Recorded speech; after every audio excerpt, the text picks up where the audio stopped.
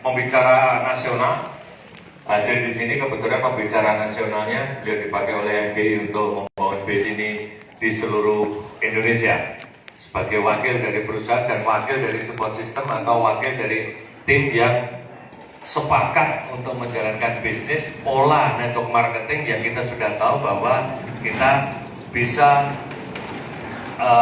menemui kodrat menjadi hukum Metcalfe, ya itu kita harus ingat-ingat terus. Kita pasti akan bisa masuk di dalam hukum Metcalfe kalau kita mau melakukan caranya. Tapi kalau cuma duduk manis ya akhirnya nggak bisa melakukan apa-apa. Oke teman-teman, hal yang paling sulit dalam bisnis network marketing apa kira-kira? Baca buku. Baca buku. Siapa yang sudah? Enggak. Siapa yang belum baca buku? Pasti nggak ada. Belum baca buku. Siapa yang belum baca buku? Siapa yang punya 2 buku wajib? The Magic of Thinking Big karangan Dr. D.J. Swart sama Dale Carnegie, cara mencarikan dan mengaruhi orang lain. Siapa yang sudah punya? Punya bukunya Pak Adis. Rahasia networker. Rahasia networker personality, bahwa ini sudah sebuah habit, kebiasaan sejak munculnya network marketing di Indonesia, dan 2 buku bestseller itu menjadi pondasi di dalam kita membangun bisnis network marketing. Karena di dalam bisnis network marketing pasti ada beberapa hal yang mengganggu pikiran kita, betul? 2 buku itu tidak ada hubungannya dengan caranya gawe dol-dolan, enggak. 2 buku wajib itu. 2 buku wajib itu mengajarkan bagaimana kita berpikir positif. 2 buku wajib itu mengajarkan bagaimana kita tidak punya penyakit yang namanya excusitis, penyakit alasan. Karena manusia diciptakan berbarengan dengan alasan. Maka disebut manusia adalah makhluk alasan. Oh iya, wes banyak segala cara alasan untuk tidak melakukan apapun. Prinsipnya kita tidak bisa melakukan dua-duanya, mencari uang dan mencari alasan. Oke? Kalau mau mencari uang jangan mencari alasan. Kalau mau mencari alasan jangan mencari uang. Itu menarik di buku bisnis di buku Dr. D.J. Swart. Berpikir dan berjiwa besar, ya. Nah, hal keempat, yang keempat adalah baca buku. Matri. Baca buku. Suka nggak suka kita baca buku. Angel toh? Coba kita balik. Suka nggak suka kita pasti sukses dan kita bisa jadi miliarder seperti Pak Tri dan Bunda. Suka nggak suka? Ya, syaratnya Anda harus baca buku. Mau nggak? Nah, kita mau membaca buku karena sebuah alasan besar, di mana alasan besar itu adalah alasan Anda masing-masing. Saya mau membaca buku karena apa? Saya mau menjadi seorang miliarder seperti Pak Tri dan Bunda. Bukan saya membaca buku karena sekedar iseng, bukan. Sehingga setiap orang pasti baca buku kan. Dan kita nggak butuh lama untuk baca buku. Kita hanya butuh waktu 15 menit. Suka nggak suka. Oke. Buku itu kekuatannya besar sekali. Maaf ya, saya dulu seorang alkoholik. Saya tidak bisa lepas dari yang namanya minuman keras zaman dulu. Tapi kami mau menceritakan bagaimana kekuatan buku. Saat ada presentasi network marketing pertama kali di Kalitan, itu sekitar tahun 92 kurang lebih, kami mulai belajar tentang network marketing. Pada saat ada presentasi di situ, saya masih minum dan saya tidur di belakangnya orang yang diundang pada saat presentasi. Ngeri kan? Ada saksi matanya.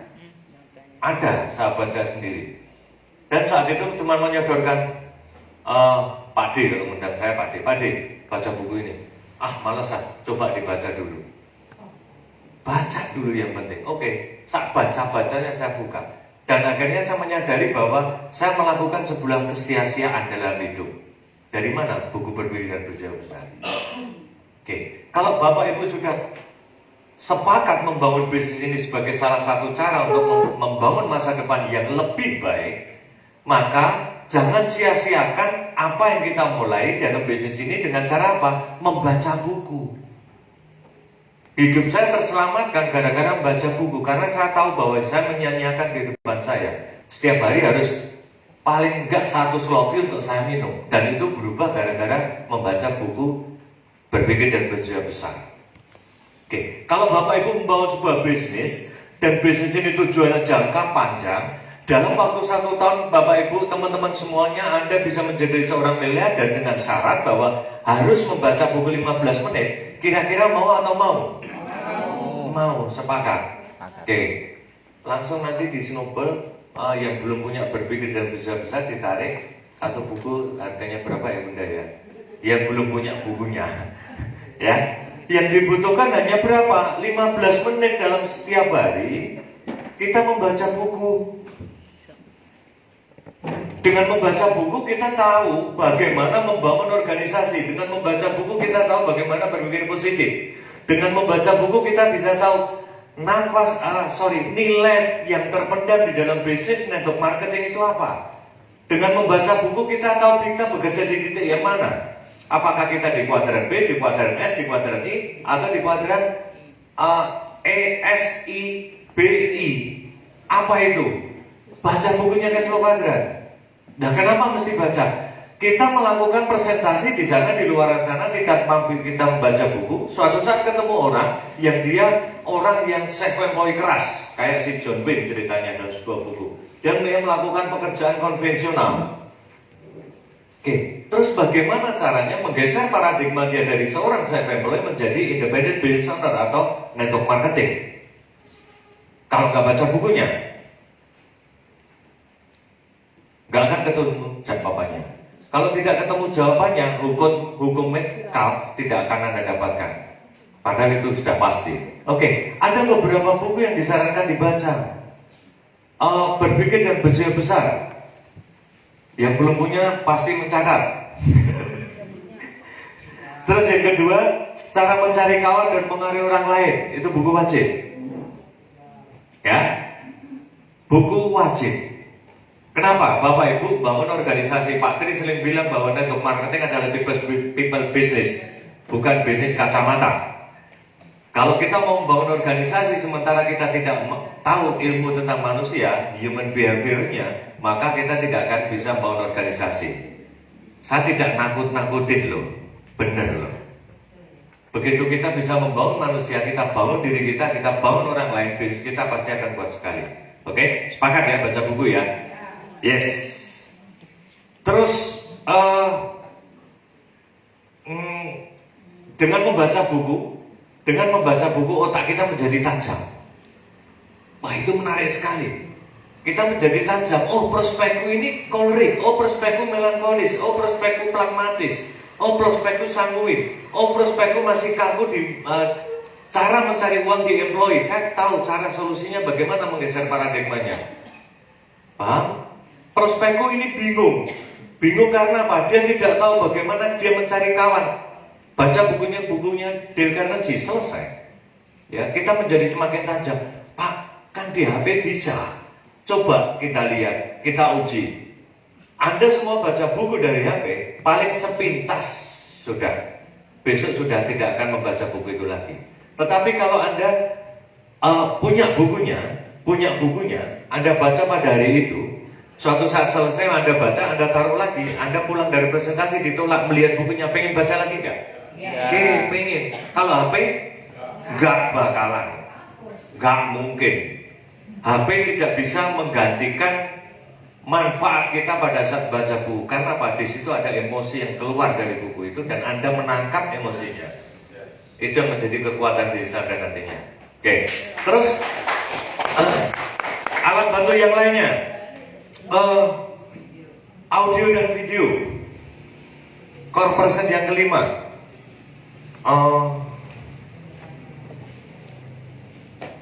Alat bantu ya? Betul, Jim. Aku belajar ini. Oh, sorry, audio. audio dan video. Kita banyak nanti akan mengeluarkan audio video. Dari Pak Tri kita sudah sepakat akan membuatkan file buat teman-teman semuanya. Jadi mesti nunggu family gathering, mesti nunggu bootcamp, mesti nunggu business seminar, nggak perlu.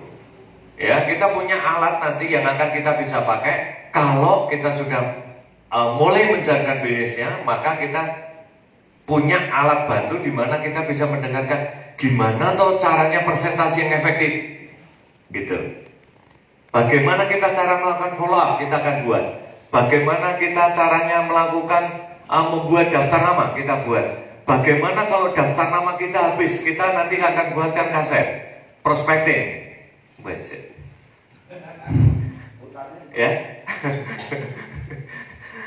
Jadi semua alat bantu di dalam core ini adalah sebuah alat yang nanti akan kita susun satu persatu core system ini, core person ini, dari langkah pertama, kedua, dan seterusnya akan kita susun menjadi kotak-kotak yang akan menjadi fondasi bisnis Anda. Saat kita melakukan presentasi, kita susun satu balok presentasi. Pada saat kita melakukan langkah kedua, kita mempunyai seorang pelanggan. Kita punya pelanggan, balok kedua. Balok ketiga, kita memakai 100%, balok ketiga.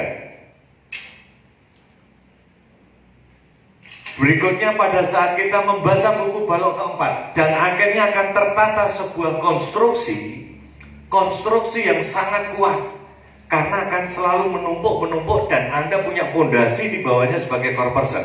Audio dan video membantu kita mempermudah menjalankan sehingga kita punya fondasi yang kuat untuk membangun bisnis network marketing. Oke, berikutnya adalah pertemuan.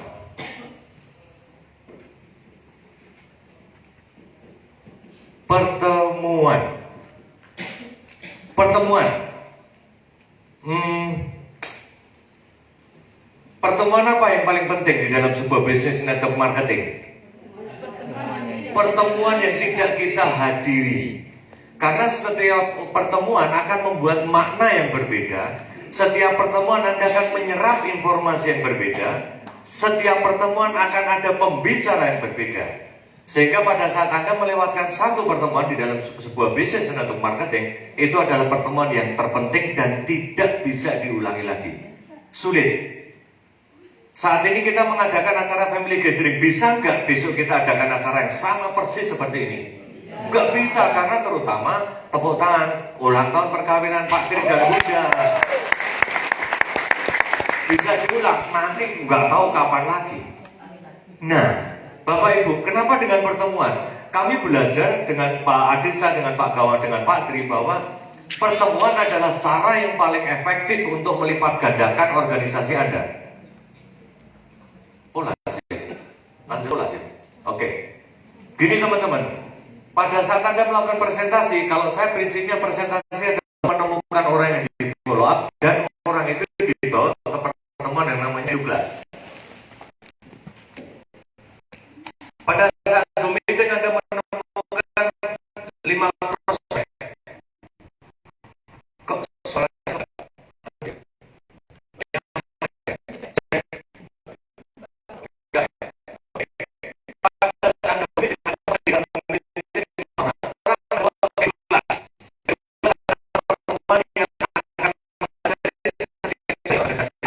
yang untuk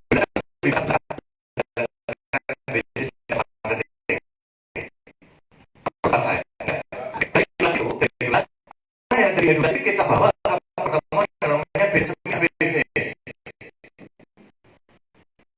Oke, dalam prosesnya di orang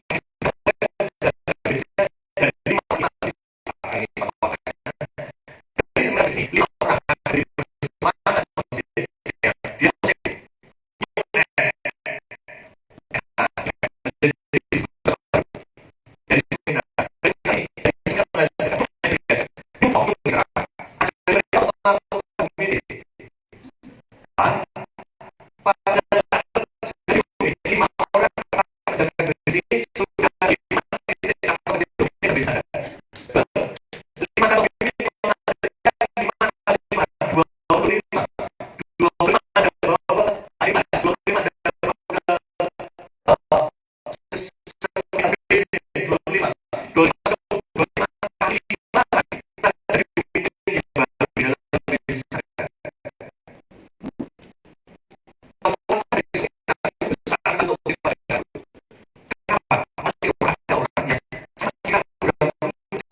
Jebulan saya sudah bertemu tapi belum aktif. Jebulan ke seminar.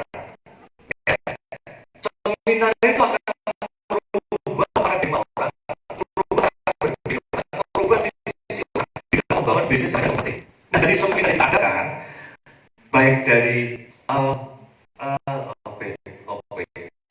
Sociopreneur di Solo diselenggarakan tanggal 23 Sociopreneur. Kalau Anda memanfaatkan pertemuan ini, masing-masing 5 orang akan terbawa aura orang untuk melihat peluang bisnisnya, maka 5 orang akan buka jadwal meeting di rumah. Setelah buka jadwal meeting di rumah, promosikan juga untuk kembali ke Sociopreneur atau Eduklas. Maka bisnis kita sebetulnya adalah sebuah bisnis network marketing yang berjalan dari pertemuan ke pertemuan berikutnya. Kalau kita tidak menyadari arti pentingnya sebuah pertemuan di dalam bisnis Anda, ya berkembang. Cuman pelipat gandaannya akan lemah. Karena euforia di pertemuan, semangat di pertemuan ini akan membantu setiap orang untuk mengerjakan bisnis ini dengan cara yang cepat. Ya, pertemuan puncaknya nanti kita sudah siapkan namanya bootcamp. Ngeri ini. Bootcamp pertemuan puncak, di mana kalau Anda sudah mempunyai pasukan, paling tidak Anda membutuhkan orang-orang inti atau orang-orang core person jadinya orang inti. Orang inti itu seperti Kopassus.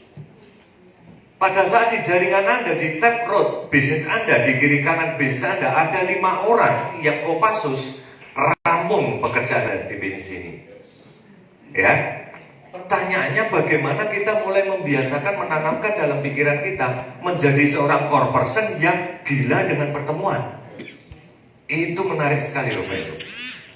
Nggak perlu pinter saya menjalankan bisnis ini, nggak perlu IQ tinggi saya menjalankan bisnis ini.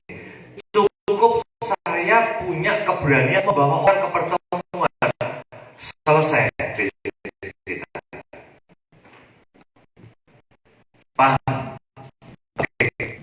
Ini manfaat teman-teman sudah tahu semuanya. Sosial seminar bisnis dan puncaknya. Kemudian akan kita adakan pada Desember. Teman-teman sudah punya keinginan sifat di dalam masing-masing bahwa saya harus membangun di sini. Kalau di Desember, ya harus kita lakukan apa? Anda memanfaatkan pertemuan-pertemuan sebelum bootcamp. Sociopreneur manfaatkan supaya jumlah pelipat orang gede. Setelah diedukasi gede, tingkatkan pelipat ganda orang untuk datang ke seminar bisnis itu mungkinnya. Setelah itu dibawa bootcamp. Selesai bisnis Anda, Bapak Ibu. Yakin, pasti selesai, pasti. Dan mainkan pola seperti itu.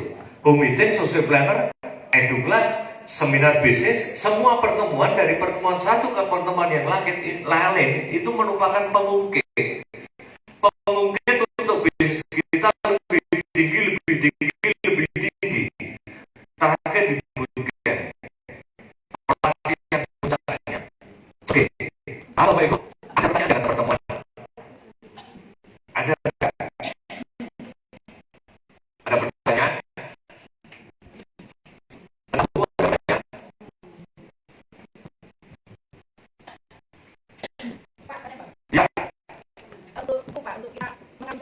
Rekomendasi beberapa buku. Itu sebaiknya kita harus satu buku kah dulu atau sehari itu kita berapa lembar, terus nanti berikutnya ada, saya kan baca yang personality itu, terus sama rahasia networker iya, sama yang lagi saya baca law of attraction. Law of attraction, ya. Roda Ben ya. Ya, dan itu pun saya bacanya acak. Saya tidak pernah suka dari depan. Oke. Ya. Main belakang berarti ya? Main belakang sukanya. Nah, kamarnya nomor berapa? Nah itu baiknya itu saya selesaikan satu buku dulu atau bagaimana? Gini, buku-buku yang sifatnya pengembangan diri kita mau mengambil dari sisi manapun. pun pasti akan ada. Sama kita berpikir bahwa saya mau belajar meningkatkan investasi isi kepala saya dari sebuah buku. Oke, buku manapun yang mau Anda baca, silahkan. Karena dari setiap lembar yang kita buka pasti ada manfaatnya, pasti. Kita mau baca tengah, belakang, depan, main belakang, main samping, semuanya pasti ketemu. Tapi satu hal teman-teman, buku wajib harus dimiliki dulu. Cara mencari kawan dan mengaruhi orang lain dan berpikir dan berjiwa besar. Kalau saya ditanya kenapa harus miliki buku itu, Pak, saya suka meniru orang-orang yang berhasil. Sejak tahun 90 itu orang membaca 2 buku itu menjadi orang-orang yang berbeda dari yang lain. Oke, perkara diseling bar itu mau personality pas bebas, monggo. Ya. Kalau saya yang penting bukan masalah buku apa yang mau saya baca. Kalau saya dalam otak saya yang penting, kalau saya mau menjadi seorang miliarder saya harus baca buku itu dulu yang tertanamkan di otak. Yes. Kalau itu sudah tertanam, buku apa pasti kita mau kita baca itu loh. Berangkat dari pemikiran kita. Oke? Senang dulu, maaf Pak. Tidak harus senang kita baca buku. Paham maksud saya? Filosofinya begini, saya tidak perlu senang membaca buku. Saya baca 15 menit, walaupun nggak senang akan saya baca. Karena tujuannya bukan sekedar memahami sebuah buku, tetapi membangun jaringan, punya pendapatan seperti Pak Tri dan Bunda. Itu poinnya. Saya nggak suka baca buku, nggak suka baca. Lah kenapa? Lah apa tujuan membangun bisnis network marketing? Sukses kan? Jaringan gede kan? Hukum Metcalfe kan? Akhirnya apa yang terjadi? Suka nggak suka kan baca. Tapi begitu kita sudah ceblok demen di pandangan pertama, pasti pendekatannya akan berbeda. Loh Pak Tri. Ya, itu ya Mbak. Ya. Main samping, depan, belakang, silakan. Bebas. Ada lagi pertanyaan? Ada lagi? Tentang buku, tentang pertemuan? Monggo Bu. Kalau saya suka baca atau pengangkatan sendiri, saya baca di kata-kata siapa pengarangnya, sampai saya baca. Kadang-kadang saya harus pilih yang bab ini. Enggak apa-apa Bu. Wes senengnya kita mau baca buku ini bukan buku matematika atau fisika yang kita harus mengurutkan dengan cara rumus. Paham ya Bu?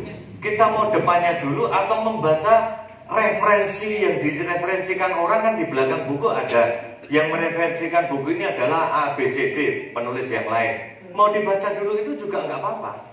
Yang penting kita punya kemauan dulu untuk membaca buku, suka nggak suka, itu aja intinya. Ya, karena itu sangat pokok sekali di bisnis yang namanya network marketing. Orang baca buku, ya mbok. Bingung saya.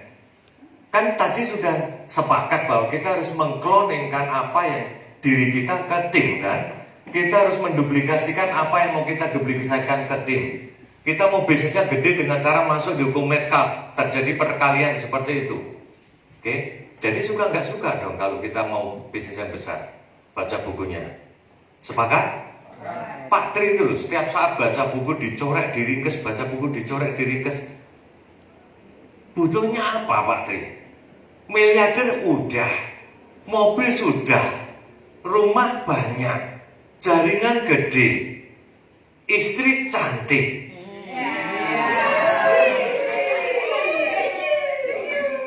Butuh apa lagi? Yang saya tahu adalah Pak Tri menggugurkan core person karena beliau tetap mau menjadi core person dengan cara menggugurkan harus baca buku apa yang terjadi. Ngeri kan? Seperti beliau masih baca buku. Oke, ada pertanyaan lagi tentang pertemuan? Gak ada? Lanjut. Wah ini.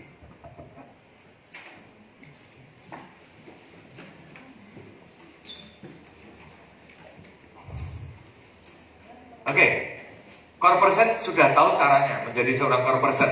Melakukan presentasi, memiliki pelanggan, user, membaca buku, mendengarkan audio video, datang ke setiap pertemuan. Cukup? Pondasi ini belum komplit. Ibarat kita mau membangun gedung pencakar langit yang tinggi, Ini belum cakar ayam, ini baru cakar emprit. Iya, Bapak Ibu. Karena yang ketujuh ini, kita bisa menjadi core person dengan menjalankan 6 langkah. Kalau kita tidak jalankan cara yang ketujuh ini, pasti bisnis kita akan carut marut. Oke. Apa yang ketujuh? Menjadi seorang good team player. GTPW tak singkat. Good team player. Menjadi pemain kelompok yang baik. Menjadi pemain kelompok yang utama. Menjadi pemain kelompok yang inti. Kalau yang namanya inti mau dijegurkan dimanapun tetap inti. Seorang Lionel Messi dijegurkan dimanapun tetap Lionel Messi dan dia bisa mencetak gol sebanyak mungkin, betul? Ya, itu inti. Menjadi seorang inti pasti Anda akan menjadi hukum pengaruh di dalam organisasi Anda. Menjadi seorang inti pasti akan Anda didengarkan oleh organisasi Anda. Menjadi seorang inti, Anda pasti akan mengkloning apa yang Anda lakukan untuk organisasi Anda. Itu menjadi inti. Menjadi seorang good team player. Bagaimana menjadi seorang good team player bisa menopang? Kita akan lihat teman-teman. Semua sudah mengambil keputusan, oke Pak, saya menjalankan bisnis ini. Oke, saya mengambil paket hemat, entah, saya nggak peduli. Mau ambil 1 titik, entah, saya nggak peduli. Yang penting bagaimana kita bisa diandalkan. Dari manapun start kita menjadi tidak penting kalau kita tidak bisa diandalkan oleh diri kita sendiri. Itu poinnya. Bisa nggak orang langsung start 20 titik pasti berhasil? Belum karuan. Betul kan? Selama dia tidak bisa diandalkan oleh dirinya sendiri, belum tentu. Tetapi orang yang membangun bisnis network marketing berangkat dari 1 titik, tetapi dia menjadi seorang yang accountable, maka dia bisa mempunyai bisnis yang besar. Diandalkan oleh siapa? Oleh sponsor atau upline Anda? Enggak. Wes, kembali lagi ke core person. Yang dibutuhkan berapa orang untuk punya jaringan 1000 banyaknya? 1 orang. Diri kita sendiri. Kalau diri kita sendiri aja tidak bisa diandalkan oleh awake dhewe, arep dadi opo gitu. Repot toh. Nah, diandalkan untuk menjadi apa? Kalau pola yang sudah kita buat adalah menjadi seorang core person dengan 6 cara ini, berarti kita harus bisa diandalkan oleh diri kita sendiri untuk menjadi seorang core person. Oke. Setelah itu baru kita melihat, ya, aku harus bisa diandalkan untuk sukses di bisnis ini. Oleh siapa? Oleh istri, oleh orang tua, oleh anak. Baru akan muncul seperti itu. Berawal dari kita, maka kita akan bisa menjadi orang diandalkan. Siapa yang membangun bisnis ini kepingin membahagiakan orang tuanya, menaikkan haji temannya, menaikkan haji saudaranya, memberikan fasilitas terbaik untuk anak-anaknya. Siapa? Semuanya. Artinya Anda harus bisa diandalkan oleh apa yang Anda inginkan. Itu penting banget. Harus bisa diandalkan oleh apa yang Anda inginkan. Kalau Anda menginginkan bangun bisnis ini menjadi seperti Pak Trianto dan Bunda, pertanyaannya adalah, apakah saya sudah bisa diandalkan untuk mencapai titik itu? Klimaksnya itu. Oke, klimaks. Yang kedua, klimaks tulisannya. Saya di kamar yang paling ujung sana ya Bapak Ibu. Yang kedua,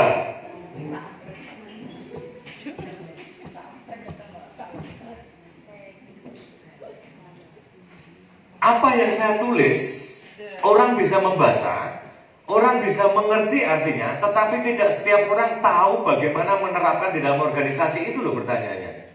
Oh dicepel, oh iya gampang diajari. Pragmatis. Kowe mlaku mulon yo iya ngetan.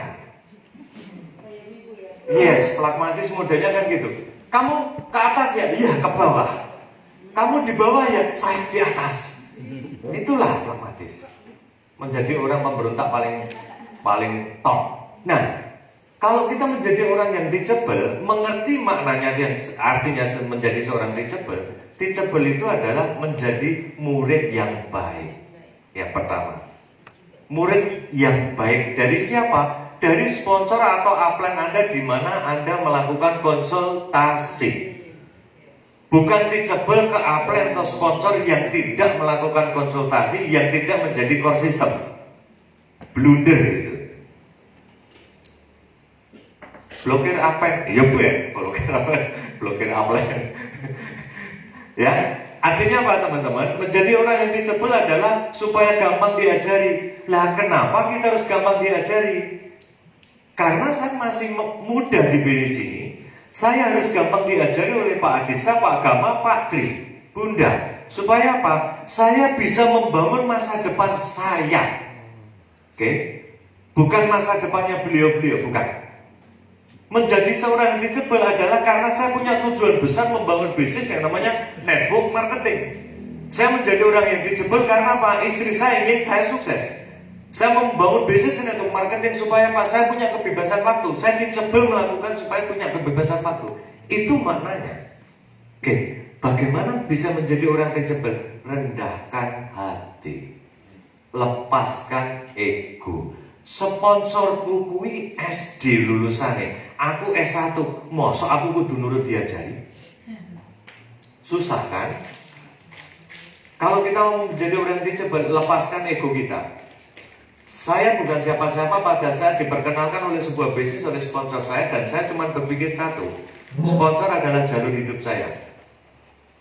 Pernahkah Anda berpikir bahwa sponsor adalah jalur hidup Anda? Tidak setiap orang berpikir. Sponsor hanyalah orang memperkenalkan bisnis ini kepada saya. Kalau saya berpikir sponsor direct saya adalah orang yang menjadi jalur hidup saya. Karena apa? Saya mengambil keputusan membangun bisnis network marketing untuk segala hal tentang kebahagiaan keluarga. Tentang hobi saya mobil Cherokee bentuknya kotak, ukurannya ban 31, warnanya hitam, dan bla bla bla bla. Tujuannya itu, maka saya rendahkan hati dong. Karena apa? Sebuah tujuan perlu kerendahan hati untuk melakukan caranya. Nek ora teachable ngrumosone, kowe apa to, Cek? Oh, aku iki bangun bisnis wis dadi kutu loncat tok 50 MLM tak lakoni. Kowe lagi loro tok. Iya, aku loyal kok. Iya kan? Tapi begitu kita masuk di dalam pola yang sudah kita siapkan, teachable, ya itu yang kita mainkan. Oke? Siap merendahkan hati untuk menjadi orang teachable? Oke. Besok, silakan datang ke sponsor aktif Anda. Datang, tanyakan, SOR, tolong kasih tahu apa yang harus saya lakukan untuk membangun bisnis network marketing. Dari dalam hati, bukan karena core person. Ini karena diri kita sendiri. Sanggup? Siapapun sponsor Anda? Oke, sip. Lanjut yang ketiga, duplikasi. Sudah tak bahas tadi di depan, duplikasi. Duplikasi berawal dari mana? Lakukan dulu untuk Anda sendiri. Apakah Anda pantas untuk diduplikasi? Itu rohnya. Oke, paham? Pantaskah saya diduplikasi? Layakkah saya diduplikasi? Itu pertanyaan besarnya. Lah kalau saya tidak lantas layak diduplikasi, ya wis toh, wajar nek grupe morak-marik. Gitu. Ya. Cuman itu aja. Cukup. Pantaskah saya diduplikasi? Kalau belum pantas, cari sendiri. Nggak ketemu, datang ke sponsornya, atau upline-nya, atau top leadernya. Apa yang harus saya lakukan untuk saya bisa diduplikasi? Apa yang harus saya lakukan? Datang ke sponsor atau upline aktifnya. Oke? Pantaskan diri Anda untuk diduplikasi, maka jaringan Anda akan gede. Ya. Terima kasih.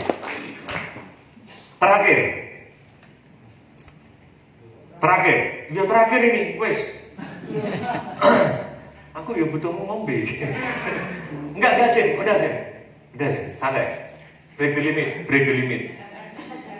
Sampai batas terakhir. Teman-teman, ada 3 hal pokok yang ini 3 hal yang bisa mengacaukan semua bisnis Anda. Karena 3 hal ini butuh integritas kita untuk menjalankan. Integritas, paham ya integritas ya, nggak perlu tak bahas kegawan dan.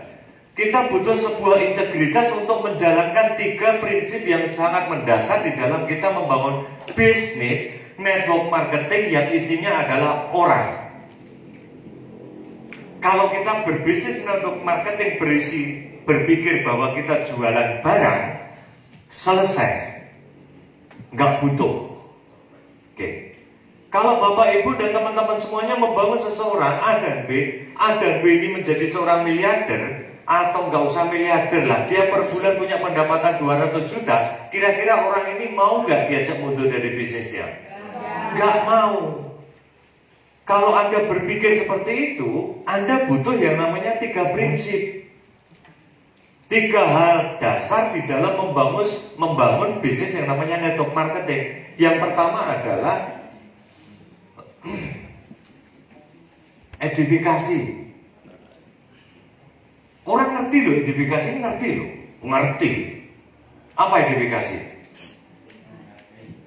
Menghargai. Terus menjual apa Pak?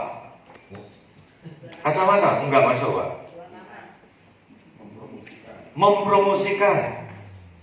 Tidak ada kata yang lebih sempurna dari edifikasi karena tidak ada definisi yang pokok tentang edifikasi. Tetapi edifikasi berarti adalah promosi. Edifikasi adalah memberikan kekuatan. Edifikasi adalah menghormati.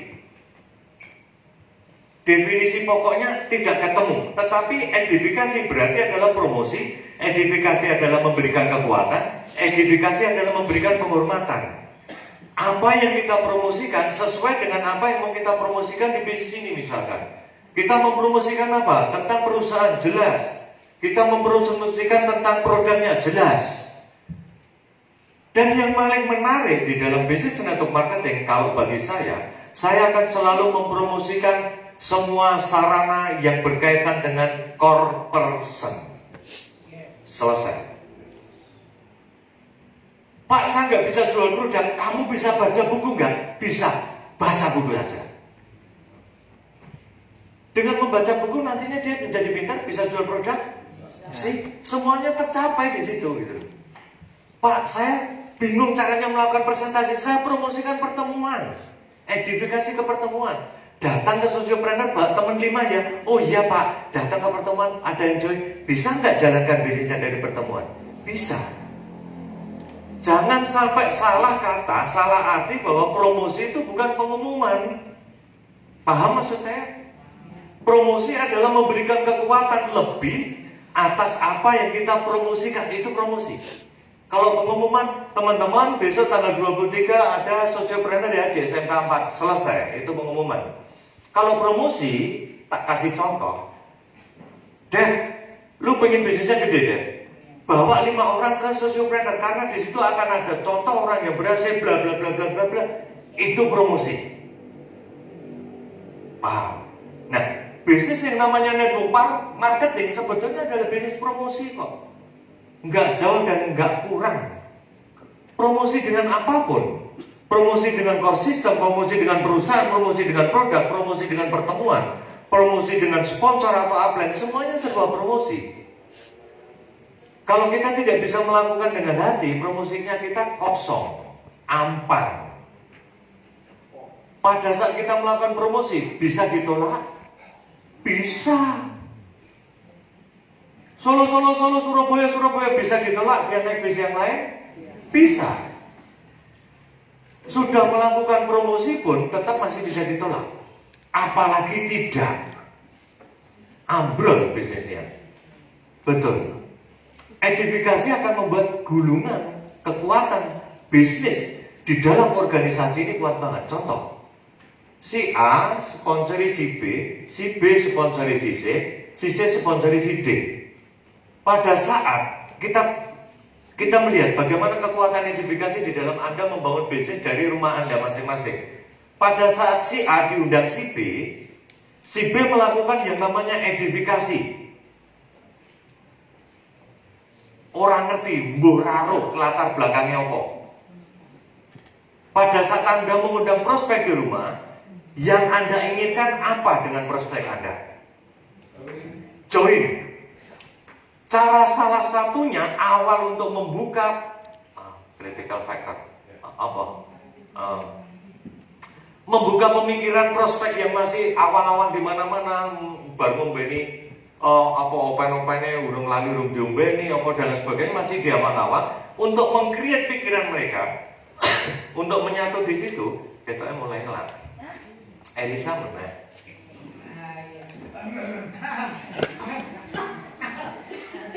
Oke, lanjut. Untuk mengkreat pikiran prospek yang masih di awang-awang itu, lakukan edifikasi. Caranya bagaimana? Pada saat sponsor atau upline Anda atau si A mau membantu presentasi di tempat Anda di B, lakukan edifikasi dengan tulus. Nggak peduli siapa Anda. Paham? Rendahkan hati. Lepaskan ego. Ego simpan di lemari. Ego tidak membuat perut kita kenyang. Oke, lakukan edifikasi. Ke siapa? Si A. Lah ngopo? Ya biar presentasinya dihargai oleh prospek Anda yang di rumah. Oke? Iki sopo? Wah, ini ketoknya biasa, tapi si B kok memberikan penghormatan lebih. Pasti ada sesuatunya. Oke, dari pikiran prospek yang baru datang sampai rumahnya masih melayang-layang, badi serempet motor, kendaraan yang jauh melayang-layang, begitu ngerti edifikasi, ke-create dia kepikirannya ke orang yang membantu presentasi. Fokus di situ. Sa-ele presentasi diperhatikan enggak? Diperhatikan. Siapa yang untung? Yes. A untung? Untung Siti. Iya toh? Ya kalau si B ngundang prospek 10 yang join 4, berarti petang atus ping 4 kan? Sponsornya untungnya piro? Gak butuh, teman-teman. Artinya apa? Sponsor atau upline Anda itu gak butuh edifikasi. Pak Tin gak butuh edifikasi dari teman-teman semuanya. Tetapi kalau Anda mau punya bisnis yang gede, edifikasi beliau secara tulus, tidak berlebihan juga. Orang terus undang-undang terus bunda tak gendong, ya ora. Gitu loh. Apa soalnya?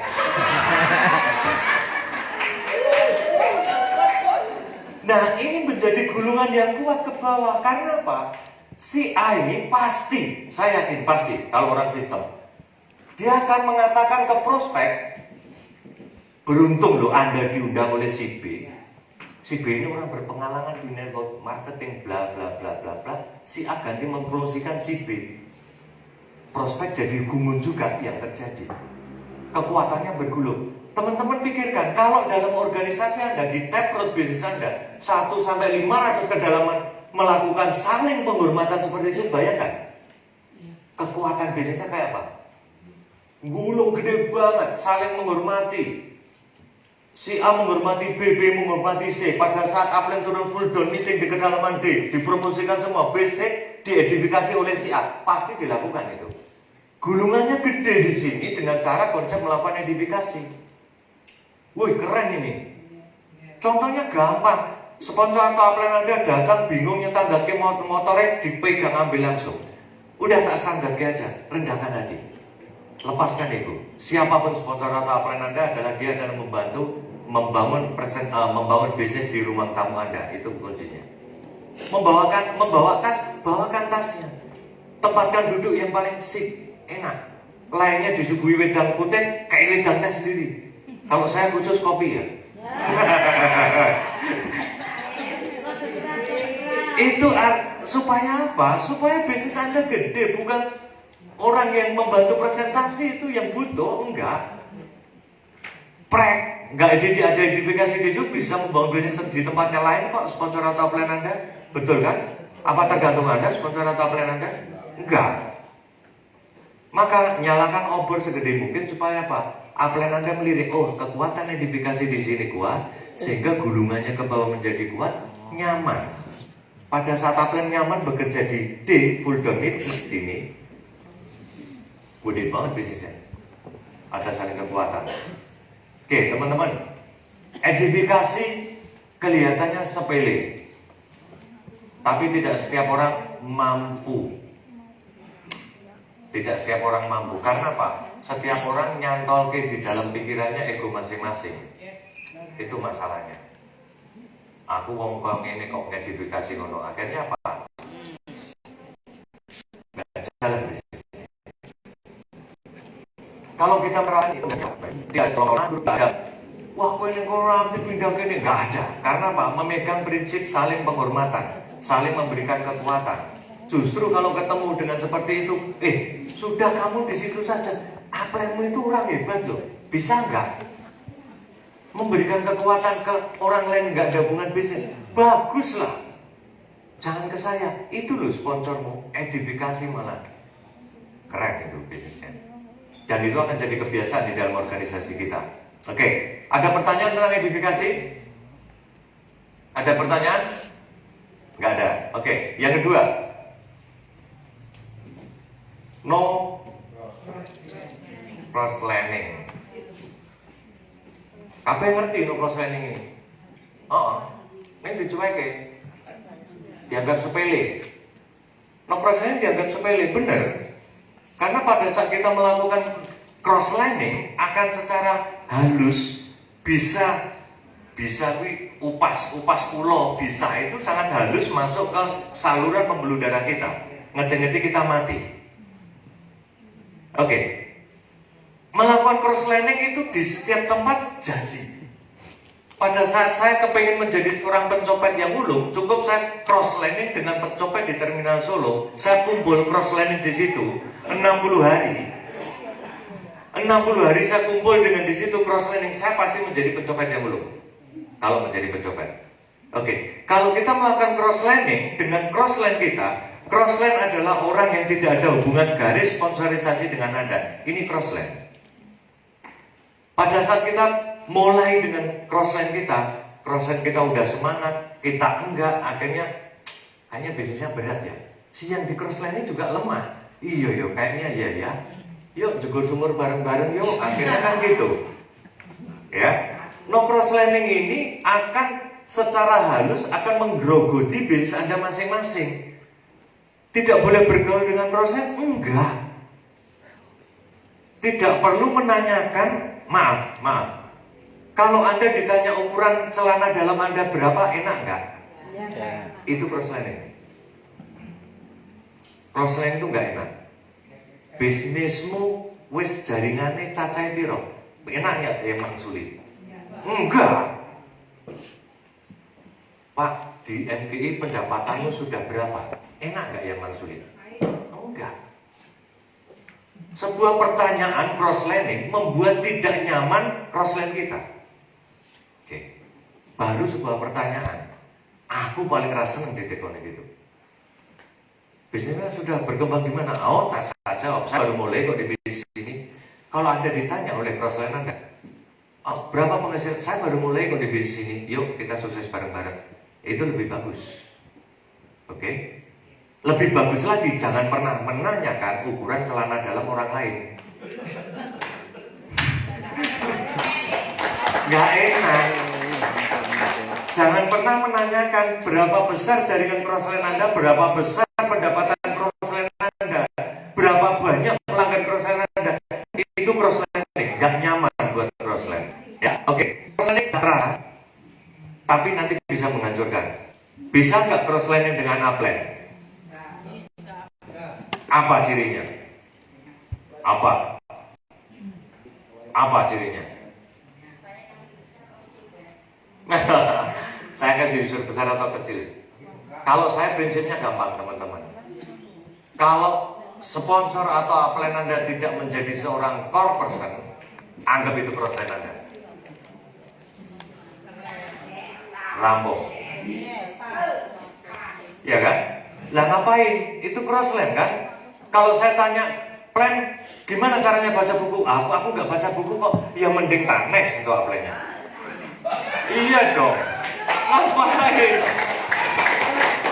Ngapain? Kok kita ini independent designer loh, menurut Robert Kiyosaki gitu loh.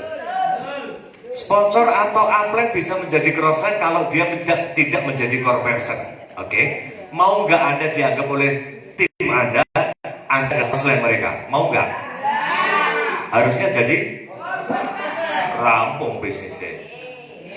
Oke, langkah berikut. Cepat gawe apa lagi?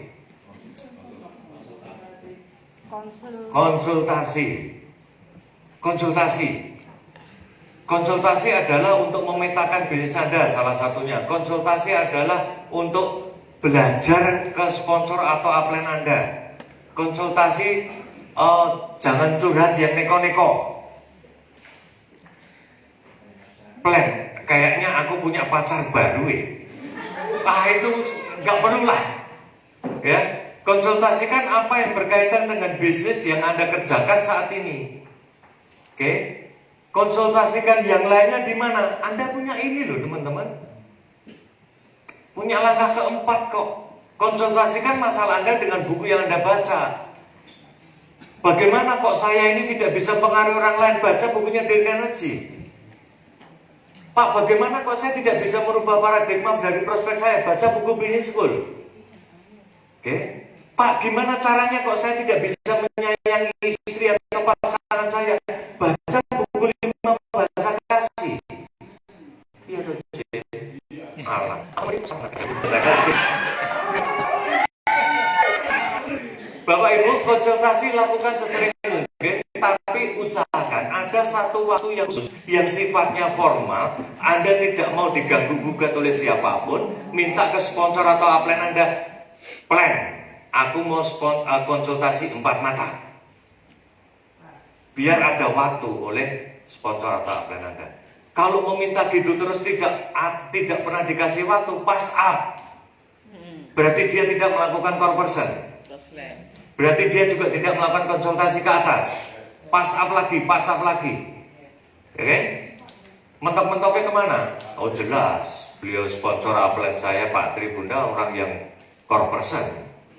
Selesai sampai di situ. Oke? Artinya apa? Jadilah seorang core person supaya apa? Anda menjadi tolok ukur perkembangan jaringan Anda, tolok ukur apa yang dipikirkan oleh grup Anda di situ. Ya, oke. Konsultasikan secara rutin bisnis yang Anda kerjakan. Jangan pernah pada saat datang ke ruang konsultasi Anda ngoceh sendiri. Entuknya apa? Lebih banyak mendengarkan apa yang disampaikan oleh sponsor atau upline Anda tempat berkonsultasi daripada ngomong dewi. Banyak yang terjadi seperti itu. Baru ketemu sponsor atau upline langsung bla bla bla bla bla. Saya punya jadwal presentasi jam 4. Ya berarti habis konsultasinya. Iya, dapat apa kita? Oke. Manfaatkan waktu sponsor atau upline Anda di dalam konsultasi karena mereka punya jaringan bisnis yang lain, bukan jenengan tok, bukan saya tok. Enak. Iya kan? Manfaatkan waktu yang sesempit mungkin untuk melakukan konsultasi supaya apa? Anda bisa memperhitungkan kemampuan dan masa depan bisnis Anda. Sedikit bicara, banyak mendengarkan konsultasi. Poin pertama. Poin kedua, rendahkan ego Anda pada saat Anda datang untuk berkonsultasi. Oke? Kalau sponsor atau upline Anda adalah seorang core person, maka dia tahu bagaimana memberikan konsultasi, memberikan sharing ke kita. Oke. Kalau mereka tidak core person, mereka tidak bisa melakukan apa yang harus dilakukan dalam konsultasi. Paham? Artinya Anda harus menjadi seorang core person. rampung bisnisnya. Nah kalau tiga hal ini kita kerjakan, bisnis Anda gede. Pasti.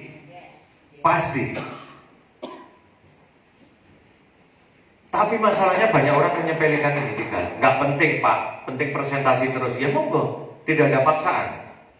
Tidak ada yang memaksa kita untuk menjadi seorang core person dan melakukan 3 prinsip dasar. Ngerti artinya tapi tidak dilakukan, buang kali ya saya.